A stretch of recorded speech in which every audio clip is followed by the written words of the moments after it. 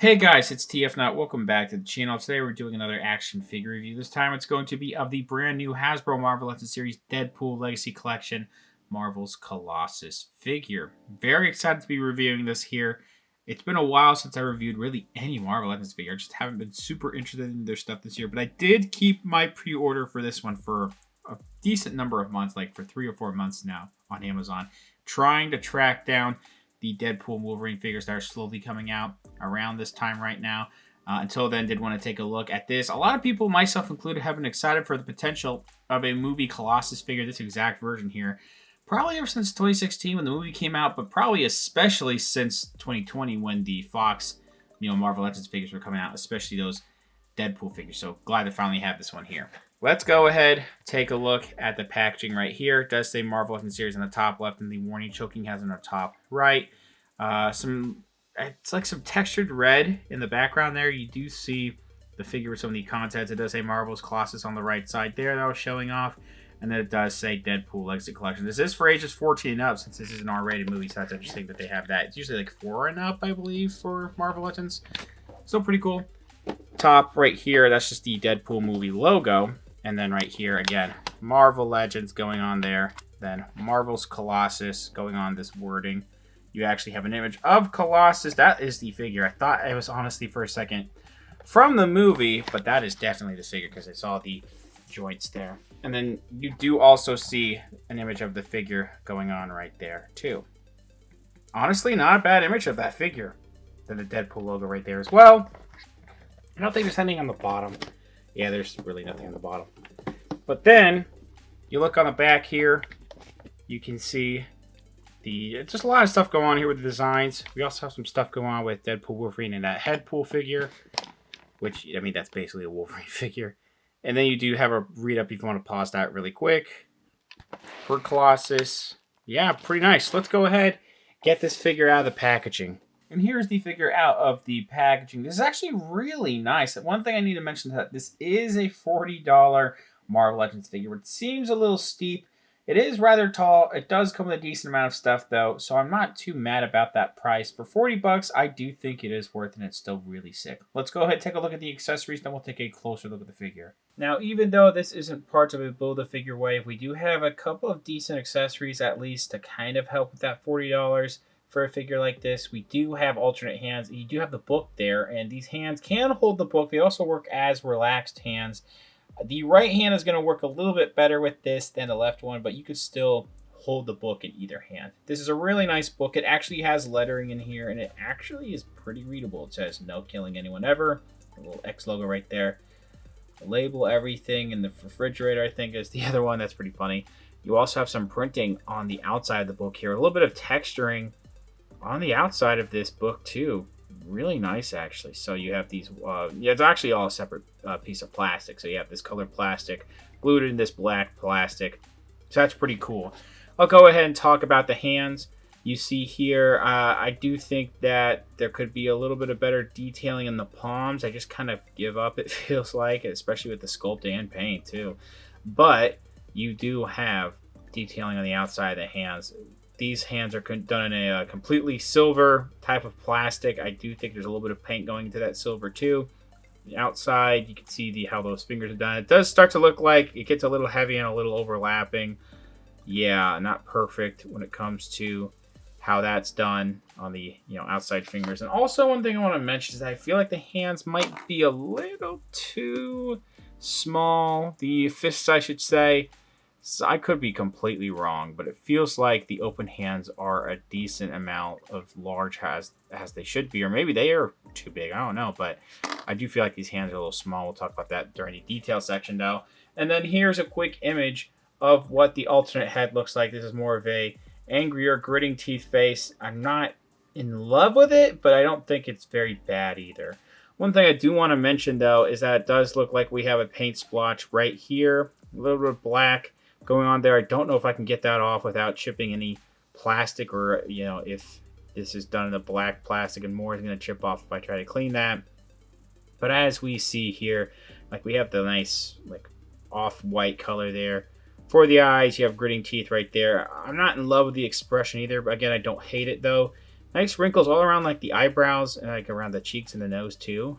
How that chin is done. Nice bone structure in there. Nice glossy silver too, all the way there. It's very reflective. This flat top here is also done nice. We do get this mold line right here.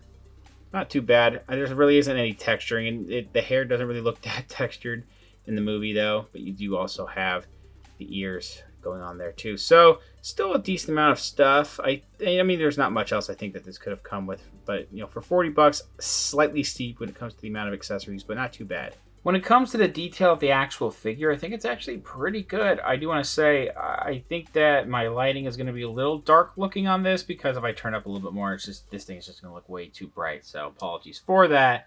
But this is the more stern expression, very good expression, not too bad. I mean, what I am probably going to most, use and associate this version of Colossus with. Very similar in terms of how they did the hair. Again, a little bit of a mold line in there. I feel like there's something's going on right here. It's like it looks a little too dark towards the tip there. It could be an imperfection, but I mean that's kind of a nitpick. The ears are fine. The off-white in the eyes and like a little bit darker lip color there is also really good. Then you get to the neck, and you do have a decent amount of these black lines painted into the actual recessed lines. I do think that it's not 100% perfect. I can see some of the lines going outside of the recessed details there a little bit. They did attempt some detailing on the actual joint in here though, so that's pretty nice. Not really on the inside though. It's going to be mostly covered up when you're doing it like this or this. I mean, if you go all the way around like this, that's not super normal to do that. You'll start to notice that, so I can also forgive that. But yeah, not too bad when it comes to any mismatched paint, I guess. You have to look pretty close for that.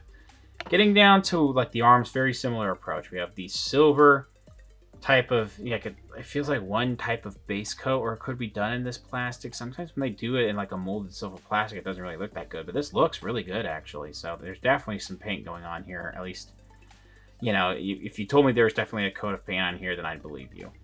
We do have, again, some black lines painted on here. I think how they did it on the arms is actually much better than the rest of the parts of the body. It's not going to be perfect around here, but it's really not too bad. I think it's maybe dissipating a little bit in some areas, but really not bad at all. And they still also got in some really nice muscle structure into the sculpt work on the overall body too. And you do see that this is pinless tech going on here. From my understanding, in pinless tech, sometimes it can be mismatched paint because of, like this is a different color compared to these parts. Looks fine to me. Giving you a little bit of a better look at how these fists look. I don't know, something to me makes me think that they're a little bit small, but, nothing too bad. So let's get to how the vest is done. We do have a red splotch right there, but it's almost like a leather type of texture that they have here. Actually not bad looking on the chest. Pretty good actually, and that red paint is pretty clean. I think a little bit of a black splotch in some areas, a little bit of red seeping onto there, but again, you have to look really hard to see that. And then in the fabric, there is really nice detailing like the chest and around the shoulder area and even in the stomach. And like how these red line sections are, you can kind of see that it's being missed a little bit, but it's very close how they got that. So not too bad there. I think it breaks up a little bit right here where you have the seam line, and back here with how that looks. And then, yeah, some red scratched up here. I can try to get that out later. So, yeah, it's a Marvel Legends figure. Not perfect in terms of paint. I do wish it could be a little bit better on my particular figure, but it really isn't that bad. I think I've actually owned SH figure arts that have worse paint splotches sometimes. Not all the time. But on the back here, again, a little bit of this like leather material in the red there. All these little lines sculpted in. I just really like this like type of detailing on these, like not really straps, but just you see what I'm talking about where I'm moving it here. Then they have a contrast with the smoother section, but it's mostly molded in these colors though, and you have the red that is painted on there, but still looks nice. The X logo on the belt is really good. That's very clean, and you have those buttons right there on the right on this side. They're also really clean. Don't know if I got to show these hands in a lot of detailing, but I mean, they also have, that paint detailing, and not too bad. Getting to the back here, again, actual, like, matte texturing, I feel like, in the back of the pants. Pretty much all throughout the pants. You have this nice, like, waistband section with the belt. The wrinkles around here, too. These line section. yeah, it still looks really good. You have those pockets. And down here, wrinkles in a lot of places, like going up in the back of the shirt, around the crotch area, a little bit in the back here. And then you do have nice pockets and wrinkles all the way on the outer parts of the legs. Now, I do think that the gap for the joint here is rather apparent. Yeah, you can kind of see almost like the other side. There might be too much of a gap there. It's kind of nuts. I forgive that a little bit. It's just something that caught me off guard when I took it out of the packaging just a little bit. Again, penless tech going on around the knees, still looking nice. A little bit of detailing, fitting of wrinkle, I should say, if I could speak, on the back here. We do have a seam line that is part of the pants all the way down here. That's actually really nicely sculpted in there. I guess it's part of the pockets. I could be wrong, but these are some detailed sections as well. Getting the inner thighs, you see the wrinkles all the way down there. Not too bad. The boots are really sick too. There's like these glossy leather boots with lots of buckles. You have this nice zipper section. I don't know if there should be silver in there. They didn't paint it at all. But I mean, the rest of the back here, the smooth section looks nice.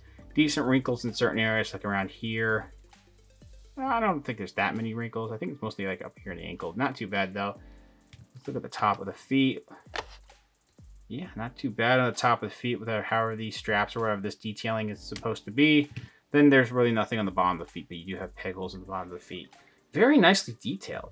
Even though this is a unique body mold, this has articulation that is very similar to other Marvel Legends. First of all, the head goes up that far and it's on a hinge. It goes down like that. It's on the classic type of hinge too. It's just a ball peg that has a hinge and you swivel there. It can tilt a little bit, but there is no double ball peg, which is fine. We do have going up here, goes up actually really far at the arms. You can't, actually really doesn't want to go forward and back that far at these butterfly joints. Yeah, they're not that great, but they do back out a little bit, shall we? They're going to be a little ratchety when you hear that, but they do go all the way around the arms. Then you have an upper arm swivel and then a double jointed elbow. It does get a little chunky here. You do have swivel at the wrists, hinge at the wrists for all sets of hands. The ab crunch is not very good. It can go forward, but it kind of feels like it wants to, it pushes back, and even then it really doesn't go forward at all that much. Then that's the neutral position, and then it really doesn't want to go back at that much at all. So not very good torso articulation there, but we do have a swivel, even though this breaks up a little bit there. Legs can go out almost all the way, and then not really back at all, but almost perfect splits. Maybe it could be a little bit better, not too bad though. Upper thigh swivel is just fine on this thing. Double jointed knee, which again starts to look a little bit blocky. Not too bad. Swivel here. And then the down is actually really good. Getting up here. And then you do have an ankle rocker right there. So as you can see, this is a very tall figure. We're getting at around 20 centimeters with this one here. And that is going to put this almost at 8 inches tall. You can see with the other Deadpool Marvel Legends figures I own being Deadpool, Negasonic Teenage Warhead, Domino, and Cable, all of them are going to be shorter. Overall, very good Marvel Legends figure. Very good figure overall. I do think it's not perfect. I have some paint splotches on mine. I think some of the paint apps are a little inconsistent, especially mostly the recessed areas, mostly in the neck, a little bit in the alternate hands. The rest of the figure with those details is fine. The overall texturing and unique sculpt here is really cool. Articulation could be a little bit better in the torso, but the rest of it is very good. Doesn't seem like it comes with that much for 40 bucks, but this is really all you need for this particular version of Colossus here. So I think it is, personally, I think it is worth the money. Maybe wait for a little bit of a sale, even at like 35 or 30 bucks. This would definitely be worth it if you ask me. Thanks for watching. Please subscribe to the channel if you haven't already. Comment down below. Just think about the figures, think about the review. Leave a like, share amongst your friends. Follow me on Instagram for more content over there, and I'll see you guys later.